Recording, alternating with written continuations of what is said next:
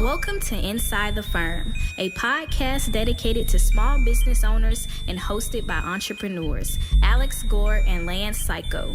Each week, they take you on their journey of how to start, run, and grow a business by bringing you inside their architecture and real estate development firm.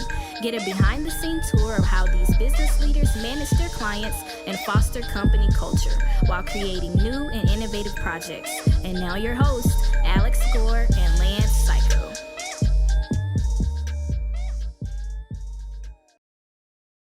Welcome to another episode of Inside the Firm. I am your host, Alex Gore. I'm here back again for the... Man, he wasn't here last time. He's here again. Lance, Luxury Division Cayko of Pella. Pella owns his house, because they have the windows in there, so I think they have a legal deed to your house. Their shirt is on you, so they own you. Several of the houses we have going up right now under construction have Pella windows going into them. I just had a meeting with a window installer, and we had a cutout of the Pella, the corner. Yep. And he was like, oh, we can do this. We can install it this way, this way, this way. So, it was super helpful. Beautiful. Right there. But before doing that meeting was about building a house. Mm-hmm. And what's awesome about it, it's going to be very cool. Not only do we harp on all the time as going from architect to builder, architect to contractor, help essentially extend your safety net, extend how much you'll get revenue coming in. That's a huge, huge thing. It also helps you close general architectural clients, because all the time when people say, hey, is this design build? I go, no, it's architecture first. And then I explain the process that, hey, we might not even build your house, just depends on all these certain things. Yep. But what we do is take all that knowledge that we get from there and we apply it to every one of our architecture projects. So no matter what, you get a leg up. And I feel like that helps immensely. If you want to learn how we did it, go to architectsguide2.com, architectsguide2.com. Check it out. As architecture and design demand increases towards pre-pandemic levels and beyond, how are you and your firm keeping up? ARCAT is here to help. ARCAT.com offers several free tools to help architecture and design firms like yours get work done faster. Use ARCAT's powerful search engine to find the right products for your projects and download BIM, CAD, and specifications right there on the same page without needing to pay or register. ARCAT.com also offers product videos, catalogs, green reports, product certification information, outlines, and short-form specification generation, and more. ARCAT.com is your one-stop solution to help increase your productivity and get more projects done. That's ARCAT.com. ARCAT.com. That's ARCAT.com. Check those guys out. They support the podcast, which helps us support you guys. This episode is also brought to you by Pella Luxury. Experience a collection of brands that brings your creative vision to life. The luxury division of Pella is a world-class collection of brands including Duratherm, Riley, and Bonelli, all pioneers of industry who provide window and door solutions to discerning architects, the building industry, and beyond. During this holiday season, we know how important it is to step back and spend time in gratitude. We appreciate all our clients trusting us with their projects in the record-breaking year. We are excited and ready to take on the new year. The luxury division of Pella doesn't push beyond the limits. They set them. Explore PellaLuxury.com/the firm. That's PellaLuxury.com/the firm. Check them out. They support us and help us support you. Al Gore, it's back to me, isn't it? Yes. You got a website, Denver. Awesome. Planning and Zoning. Yep. So, pulling this up here on YouTube if you're tuning in that way. Basically, Denver, where we do a lot of business, everything from small remodels all the way up to huge multifamily developments with some commercial mix in there. And what Denver did, which blew my mind, was they put out average plan review times. I don't know if the city you guys are operating in has done that, but it is quite telling. And I think also super helpful so that you can show clients. That's probably the biggest thing I think to take away from this. So if the city you're operating in hasn't done this, I would highly recommend that you take a look at. So basically I'm on denvergov.org. And if you go and then / government / agencies, departments, offices, blah, blah, blah. But I think if you just Googled average plan review times, Denver, you will be able to find this. So what I've got pulled up is it's showing us. So there's two reviews that they've done the research on, basically, and I was taking a look on the screen too. For a major residential project, their average, so examples like new homes, additions over 400 square feet or larger, landmark projects. That's us. That's kind of one of our bread and butter pieces of work that we do, right? Yeah. The initial review, once we submit, takes them an average of 4.5 weeks.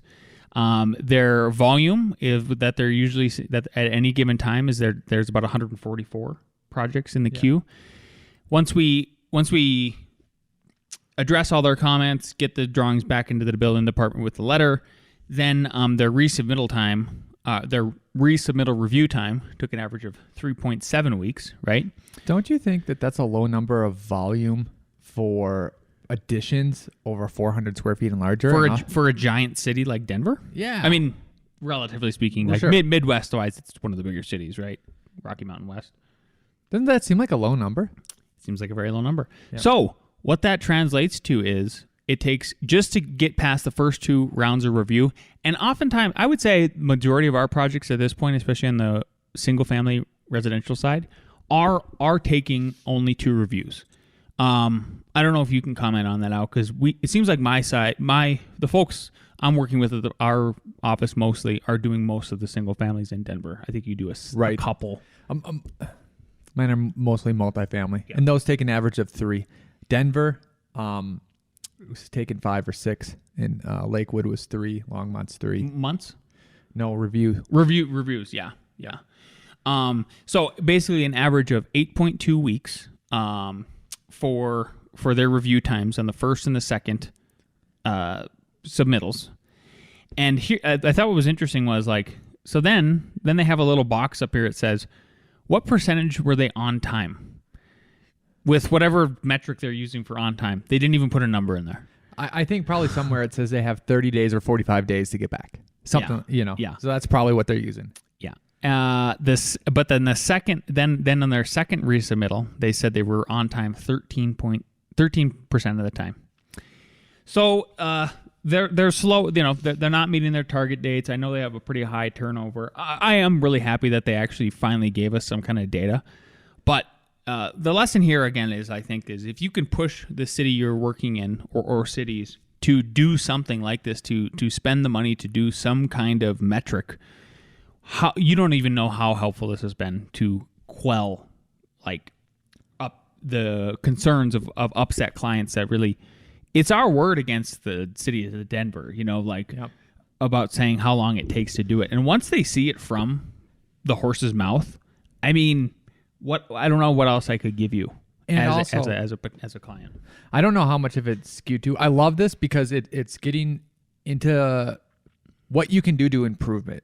But before I say that, okay, what if what if there's 300 small additions in this category and 12 large projects, and those 12 large projects blow it and they're hitting everything on the under?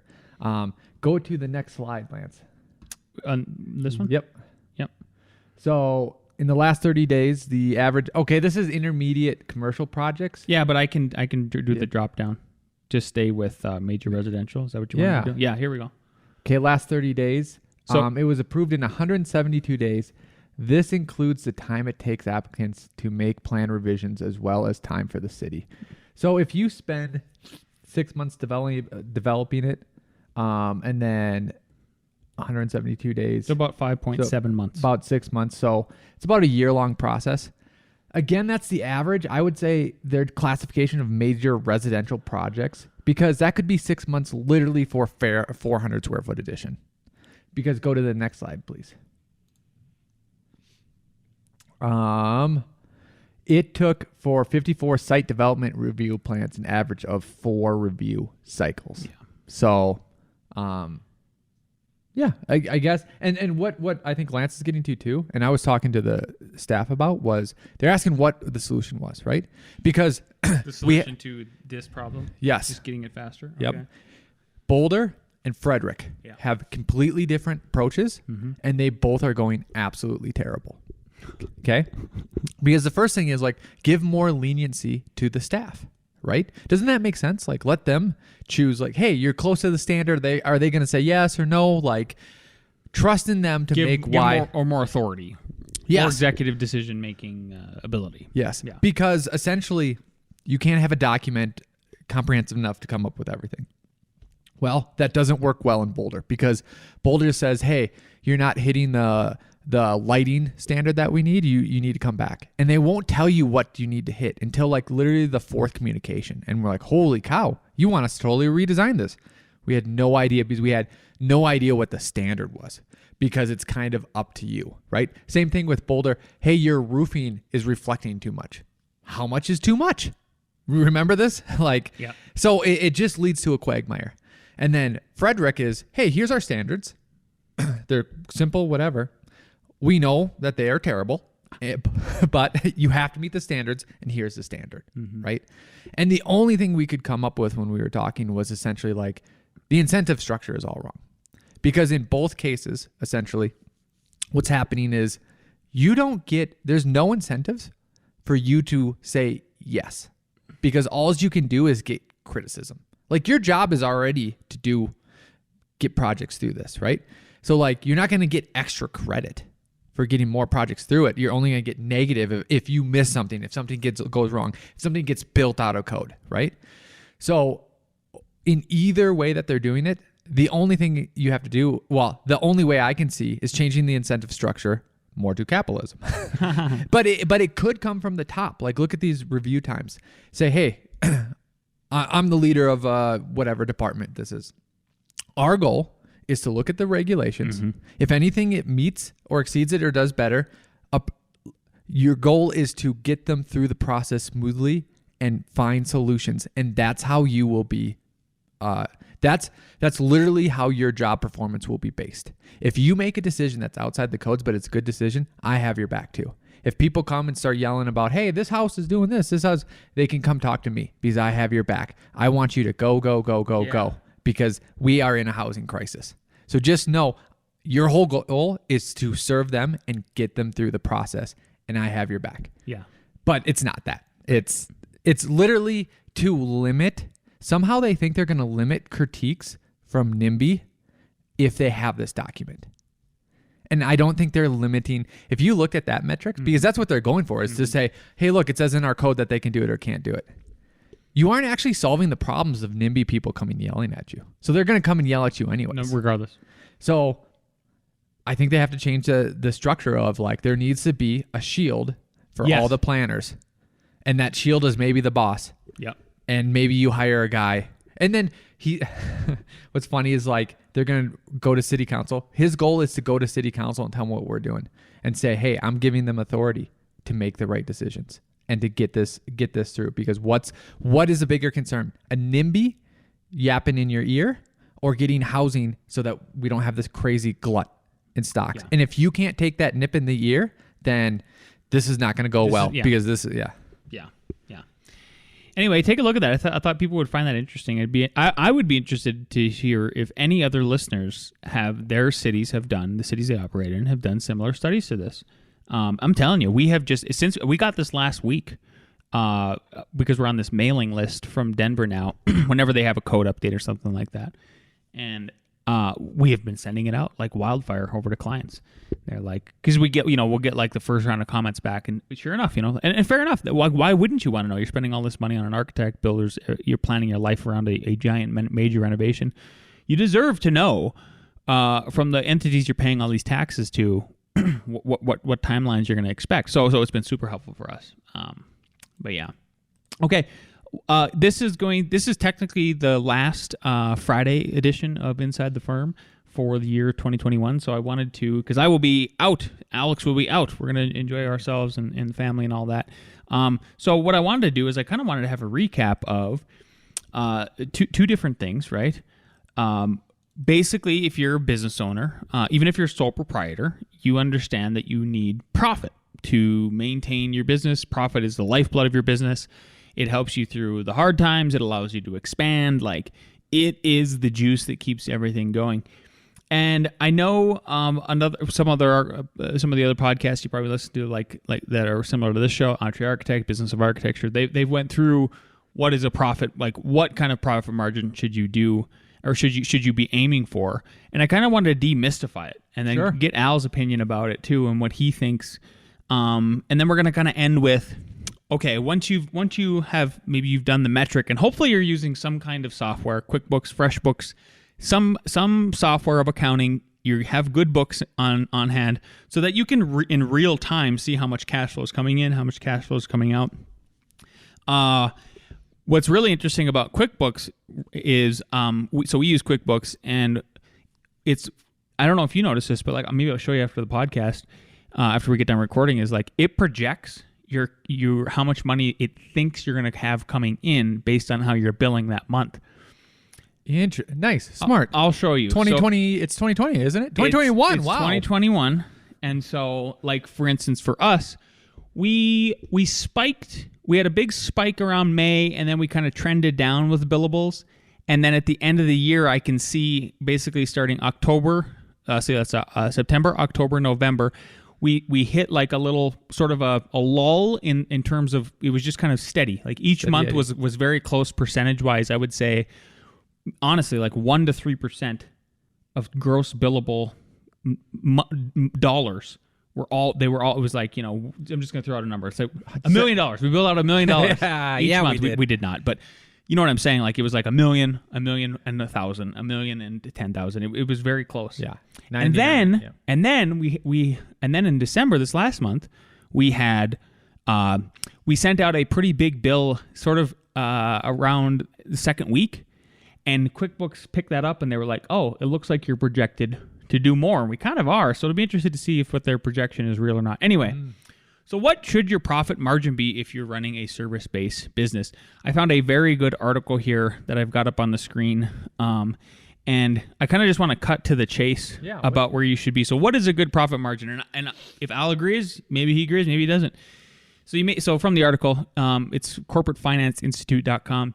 You may be asking yourself, what is a good profit margin? A good margin will vary considerably by industry, but as a general rule of thumb, a 10% net profit margin is considered average.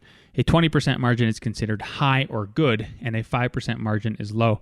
Again, these guidelines vary widely by industry and company size and can be impacted by a variety of other factors. Al Gore. Al reacts. Okay, I think we want to be high or good. You aim for 20. Mm-hmm. You don't panic at 10. You reassess and how to get up. At 5, you go, what's going on? Yes. What is happening? This is not sustainable. Exactly. So like that last sentence says in this 3-sentence paragraph, they said, again, these guidelines vary widely by industry and company size and can be impacted by a variety of other factors. So plus every business is super unique. You know exactly what it's going to take for you to maintain the right amount of cash flow and profitability and planning ahead and all that good stuff. But I would agree. So let's just call it the 5, 10, and 20 rule, and we'll make it up today on the podcast. If you're only hitting 5% margins, alarm bells, big alarm bells, reassessment, taking it, like, honestly, if you're an owner and maybe you only have 1 or 2 employees and this is your first year with 1 or 2 employees, maybe you do need to look at, do you need to reassess your own salary? Because in reality, since you're the primary shareholder of the company, you should really be looking at trying to maximize the profit, because then you take a big chunk of cheese at the end. In dividends. Yeah.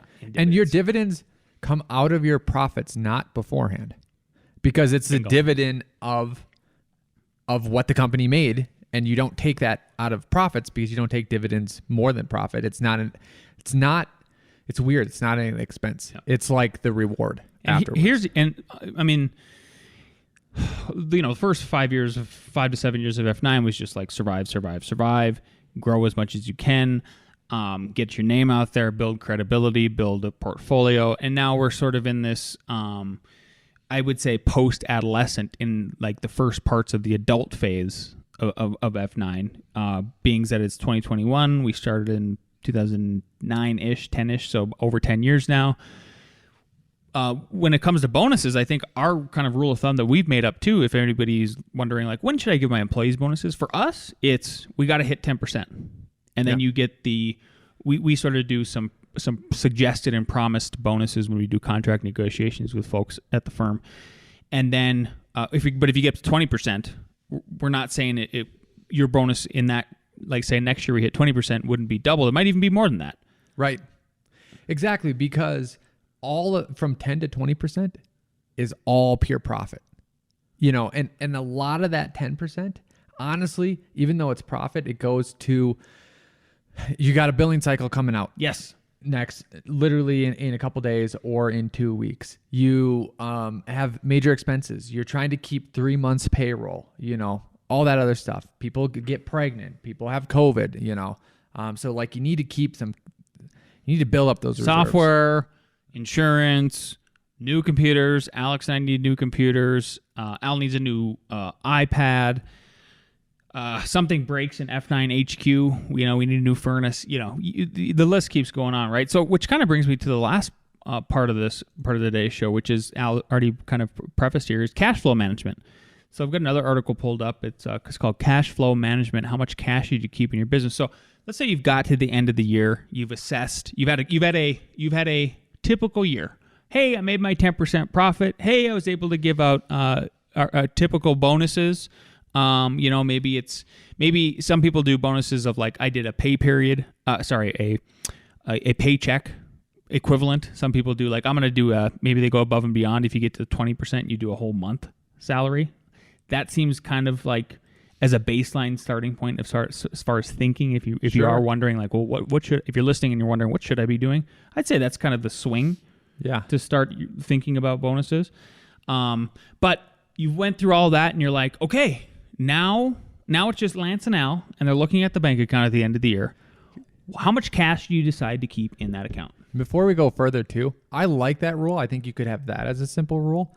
I think you could also have the 5, 10, 20% rule too, and just apply to the same. Hey, if you're at 10%, you can give out 10% bonuses. If it like 10% of your salary. Yeah.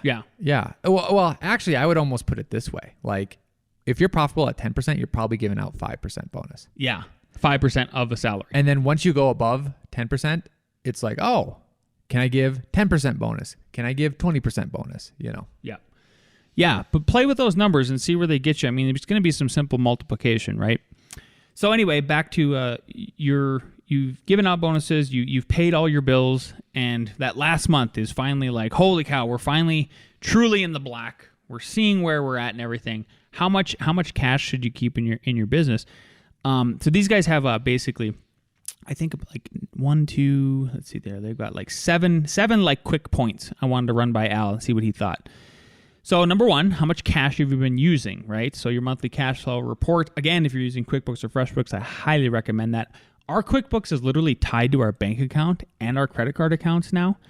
So we are within a margin of error of like 0.5%, like a half a percent of what our real cash flow is on hand compared to where our billables are. Like the flow charts are really, really good to see. I check on them almost every day, for sure every week, just to see where we're at and kind of update Al and everything. So anyway, how much cash have you been using, right? So for example, they give an example. For example, if you have 50% or 50,000 cash received from sales and 30,000 in expenditures, then your monthly net burn is $20K. This amount usually varies from month to month, so it's probably better to use a 3 or 6 month average. Your gross burn only considers cash expenditures. In our example, that's 30,000. This is a more conservative metric since it does not assume any sales occur. Again, use this 3 or 6 months average. So if you've done good bookkeeping, you'll be able to see what your typical monthly cash burn is. You'll be able to see, obviously, like, oh, how much does a payroll period cost me? Mm-hmm. And it's so critical when you're first starting a new business like our construction firm. It's only been in existence for 4 years, technically. Payroll's been there for 2 years. There you go. And is that what you're going to correct me on? Well, I mean, when it starts so small, it's hard to count those years. Yeah, I agree. But now we have a consistent payroll, and it's like Alex and I know exactly pretty much how much we need to make sure is in that account to make payroll happen. And then then you're able to plan, obviously, like, oh, now we're going to be done framing the first floor. We can bill out X amount of dollars. Great. That's going to bring in this amount of revenue. Looks like we're covered for the next 3 months. You can breathe a little easier. That's going to help you really literally control your blood pressure. Yeah. On that whole thing. Second thing is, what stage is your business in? So if you're like we just talked about, if you're new versus you're old, it's going to be that. Take that into consideration. How much cash you plan to use too. So your budget and financial plan. So if you are forecasting, say for instance, you want to buy, your staff is urging you to buy a 3D scanner, like ours wants to do at some point. We looked into it, it's like $25K.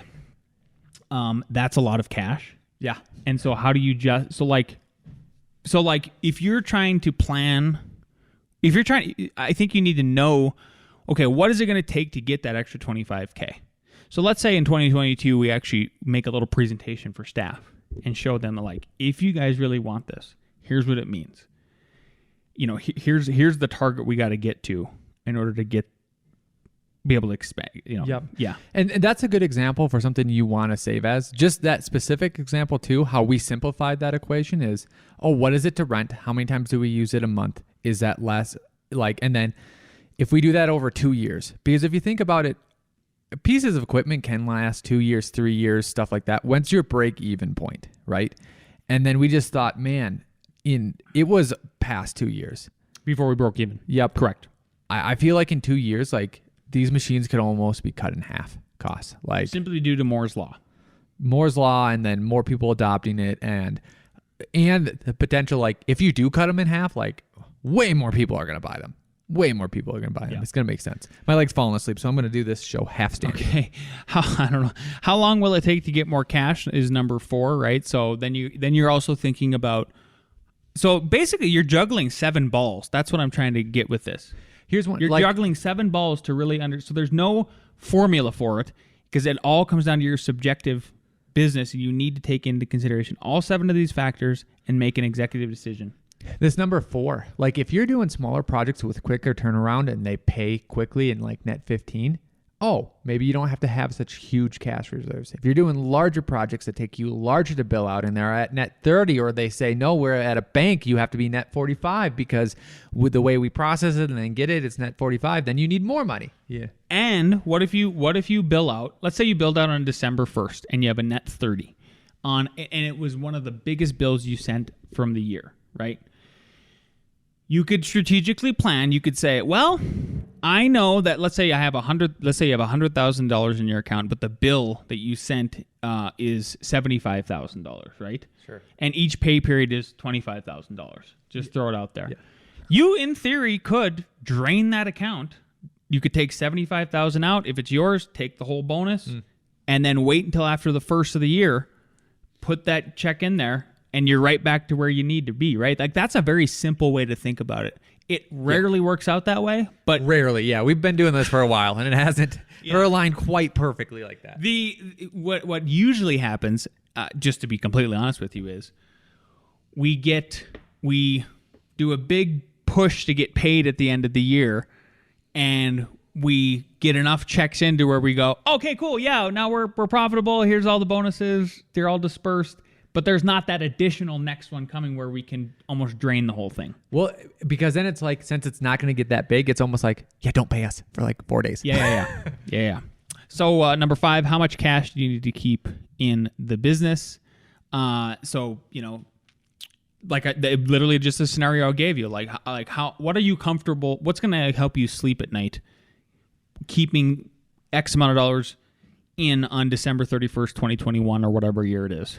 Number 6, when is the best time to seek more cash, right? Just like Alex said, maybe you bill and you're like, if you don't get that to me till the end of the year or next year, you know, at the beginning of next year, it's okay. And then also, like you said, let's say for some reason you need a piece of equipment. It's not that you just want one, you need one, right? And then to get a credit line, you know, a bank credit line, like you can balance that also. That makes sense. Yeah. Like sometimes you need tools, sometimes you need a laser cutter or something like that. Yep. And finally, 7, do I have too much or too little cash, right? So if your company has excess cash beyond the forecasted needs, then distribute it to owners and shareholders, right? Put it in Bitcoin. Yeah. Put the cash into a separate account. Rather than make suboptimal decisions just to use up the excess cash. That makes for smart cash flow management. So I think on that last note, you should have some things that you should have, like, I think, a wish list. I'll give you some examples. That's ready to go. So you're not just like compelled to spend that money, and then the money becomes frivolously spent. I'm not saying we're like this, but or anybody listening is like this, but why it might be good to have some things on the docket, right? So some things that we have, like we've thrown around for a while. What about a health savings account for when Mr. Gresh has his first baby, or one of the girls has a baby, or something like that, like maternity and paternity leave. What if we all want this 3D scanner, right? What if we're planning for that? Yep. Or 3D printer. Yep. Or just health and sickness, and multiple different things. For the construction side, a construction truck. Yeah, van. That's a great van. Yep. So just remember, like, if you want to go back and refer to that article, there's no easy answer. It's good. It's a very tough decision. That's why you're the one, as a CEO or a person who's a business owner. That's why you're the one who, even though you're eating last, you should eat the most. You're making the toughest decisions. You're the one having to weigh all of these 7 different balls that are going to be thrown in the air. So check out the article. It's American Express article, actually. Cash flow management. How much cash should you keep in your business? I thought it was great. Look at that. Well, speaking of cash, I think we have someone who has cash for this next read. Let's listen to Elon for Elon Reads. I could really sort of wax on about the nature of money for hours, because I played a significant role in creating PayPal. Right. And so my understanding of the money system at a fundamental level of how it actually works, the detailed mechanics of it, is, I think, there are very few people that understand it better than me. Bitcoin is an interesting example, obviously the prime mover on this, but the transaction volume of Bitcoin is low, and the cost per transaction is high. It is, at least at its base level, suitable for maybe an exchange, a store of value. But fundamentally, Bitcoin is not a good substitute for transactional currency. Right. And even though it was created as a silly joke, Dogecoin is better suited for transactions. Why is that? The total transaction flow that you can do with Dogecoin is substantially more than, like, transactions per day is much higher than, has much higher potential than Bitcoin. It is slightly inflationary, but that inflationary number is a fixed number as opposed to a percentage. Right. So that means over time, its percentage inflation actually decreases. And that's actually good, because it encourages people to spend, and rather than sort of hoard it as a store of value. I could wax on about this. That's why when people say that Bitcoin is going to replace a dollar, I almost want to say you don't know what Bitcoin is. Bitcoin is digital gold. Like, gold is not going to replace a dollar. You're not going to get out gold, break out however much. You're going to store it, use it as a store of value, exchange it for high price down payments or large items, right? The thing that's different about Bitcoin than fiat is that you can't inflate the money supply, where fiat currencies you can. So that's what makes it a good store of value that's an alternate to a physical asset. So I love that. Doge, I don't know if it's going to take over or not, but yeah, that's my thoughts on those. Yeah, I just thought it was appropriate that we were talking about money and cash flow, and then Elon Musk, his little excerpt again. Congratulations to Elon Musk on Times Man of the Year and all that. But listen to him. Like, okay, the guy who created PayPal, right? So, there was some idiot on LinkedIn the other day too. I saw in a comment section where they were like, "Name one thing Elon's done to help humanity." Frickin' PayPal. I just could not get over it. So it really points to, like, how does Elon not understand money? And what he's saying is, like, he could wax on forever about it. Of course he could. Like, he was one of the co-founders and people that got PayPal off online, that's still in working today. Yep. Right. So he understands transactions. He understands how money works. He's going to pay the biggest tax bill in history, $11 billion, right? Yeah. Me and Elon combined will pay $11 billion. That's what I keep hearing. Yeah. That's what I thought you were going to say was congratulations on paying $11 billion, right? I was riding with Gresh to work today, And did you know that Elon, so that $11 billion, another good thing that you could say that what he's done. So SLS is the alternate launch system to what is now Falcon Heavy. Falcon Heavy actually performs better than it. SLS costs billions and billions and billions and billions, like $5 billion to launch. NASA has, I think, agreed to at least 4 payments.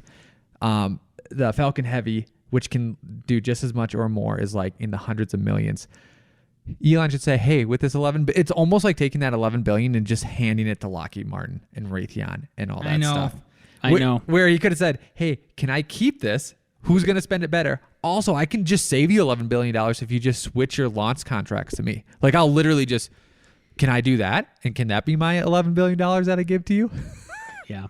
Isn't that crazy? It's that much of a difference. Yeah. Well, and I think it's a perfect, it's like it's a very A to B example you gave, because that's, I mean, maybe the 11 billion would go somewhere else, but like in theory, it could go in the direction you're saying. In theory, he could write a check.